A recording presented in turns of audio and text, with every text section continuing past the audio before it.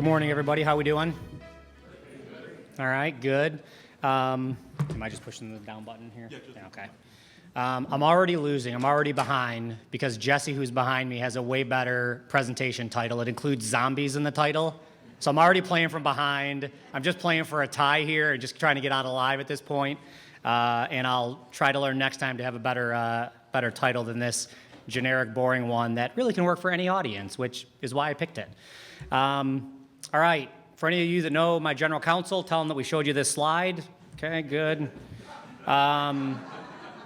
Overview. So a couple things. One, I'll give you a brief semi-commercial, but I want to let you know what we're doing, who we're all about. We're 45 minutes away, but a lot of folks don't actually know we're 45 minutes away or what we're doing or how big we are these days and how fast we're growing. I want to talk to you a little bit about insights at Domino's. As I mentioned earlier, we have two distinct insights groups, and we're doing some really interesting things. And then because I'm the only guy, I don't know how I got in, how they let me in today, because I'm not an IT guy, I'm not an insights professional, but they let me in anyways. I'll give you some thoughts from, a financial kind of senior leadership perspective that's not an IT guy or gal about this whole fancy big data stuff.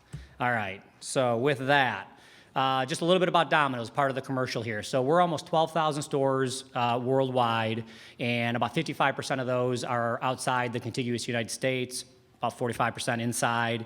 And, we're growing, and we're growing very quickly. We're now in almost 80 markets around the world. We continue to grow in lots of places, developed countries, emerging countries. Really no rhyme or reason as to where pizza works. It really works everywhere. And our business model focused on, again, we're a franchisor primarily. We have a very small corporate-owned footprint in the United States, about 400 stores out of the 5,000. International, all franchised. So what are we doing? We are, essentially we're brand owners and consultants with these really sophisticated business partners trying to sell more pizza and grow the brand. And after being at it 55 years, we know a little bit about it. We're still learning, but we're doing a nice job.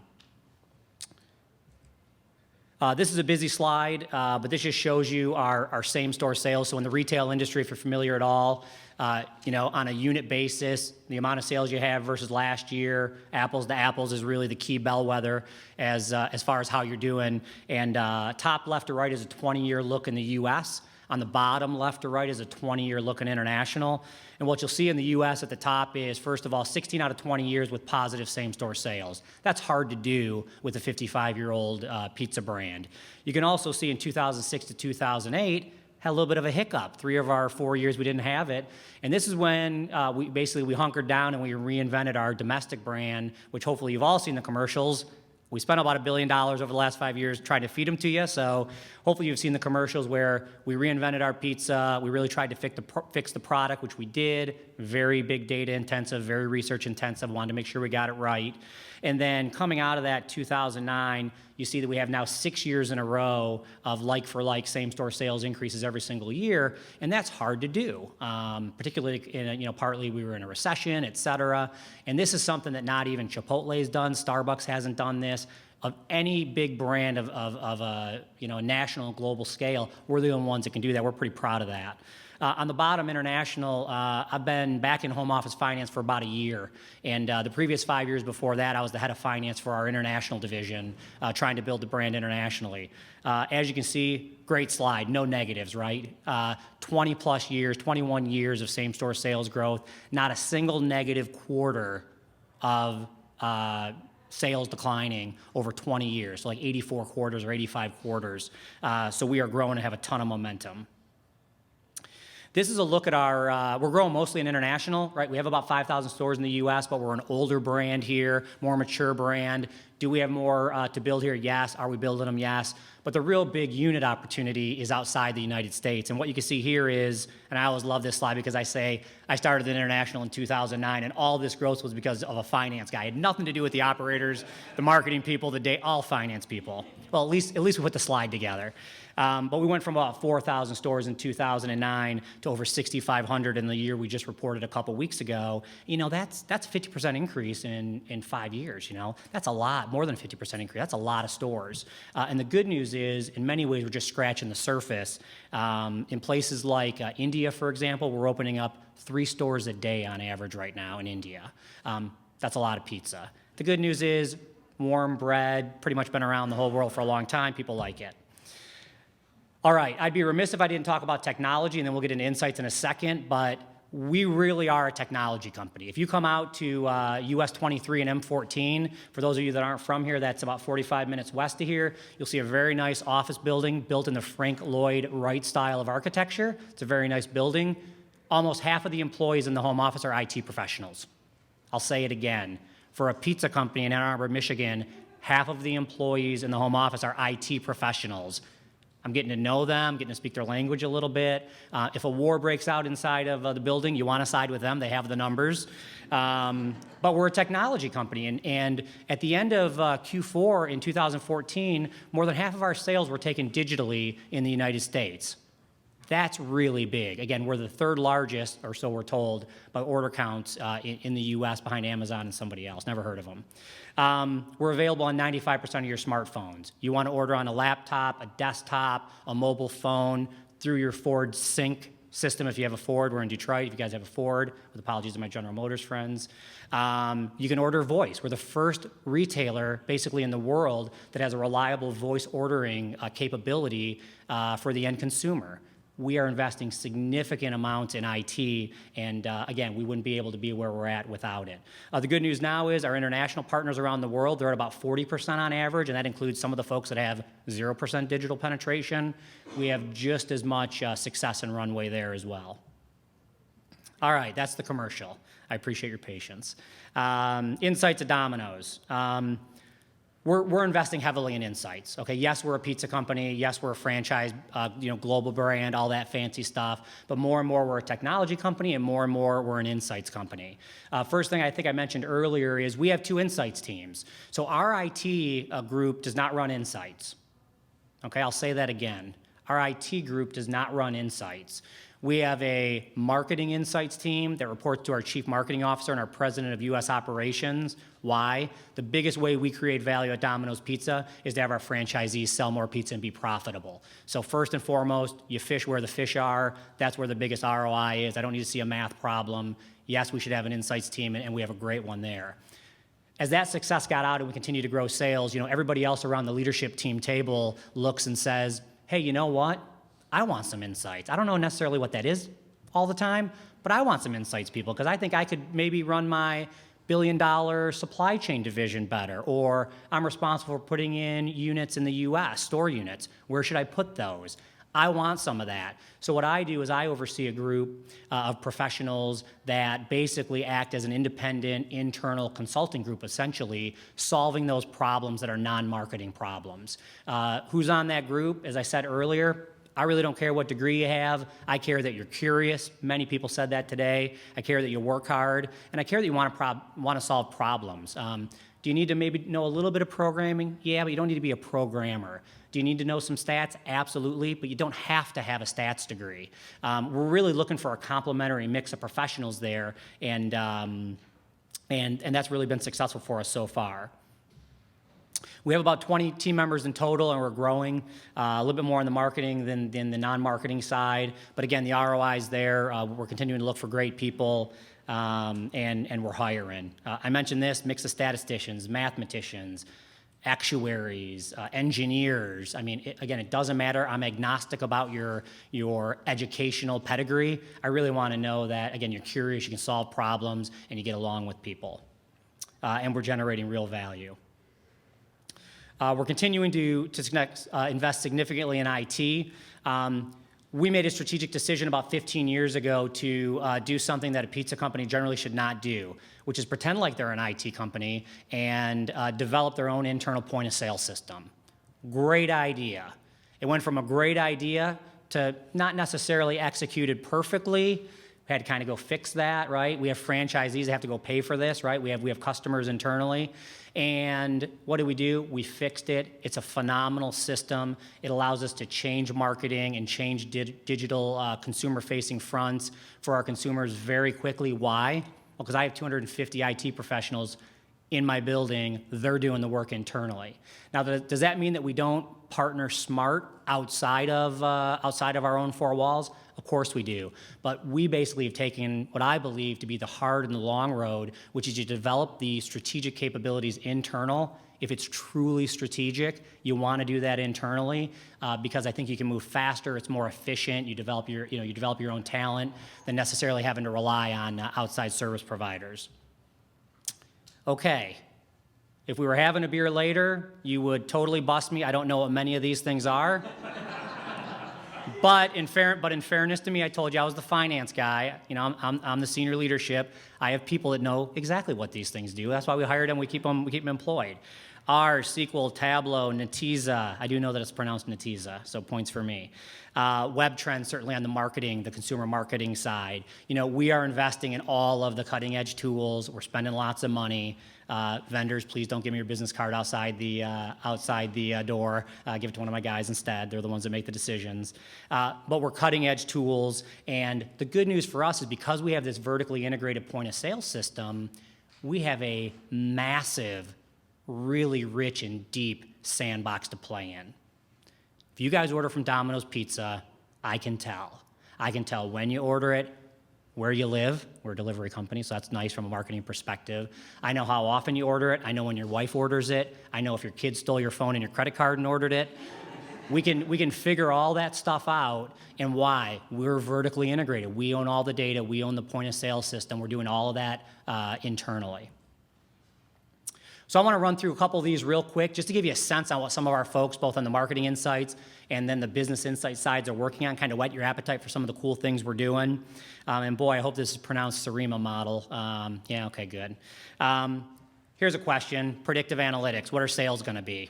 We can do that. We have an internally generated algorithm. We've been getting it tight over time. All the colored lines are basically the middle, high, and lower bands of the projection. The black line's how it fit for this particular period of time. But the point is we want to know, not just because it's fun to know, we're actively changing our advertising and our marketing spends based on what this is saying. If I've got a lot of momentum and I feel like I don't need to necessarily put on another 100 GRPs of commercials next week, then maybe I won't. But if I see the momentum slipping a little bit, maybe I'll rev the gas a little bit. We're able to do that basically in not real time, but very close to that. Where are the new store opportunities? Anybody from Missouri? If you played Name a State, this is Missouri. This is a heat map.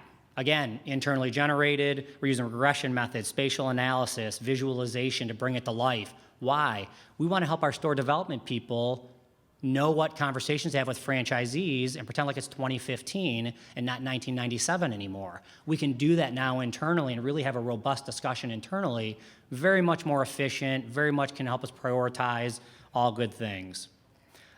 Here's one. We have 5,000 factories basically in the United States of America. Yeah, they're pizza stores, but they're manufacturing facilities. You've got inputs, digital orders, walk-in orders, phone orders. You've got a physical constraint. You have certain types of ovens, a double-decker, a triple-decker, a certain amount of length on the make line, a certain size of cooler, and you have a certain amount of people and labor doing the work and delivering the pizza.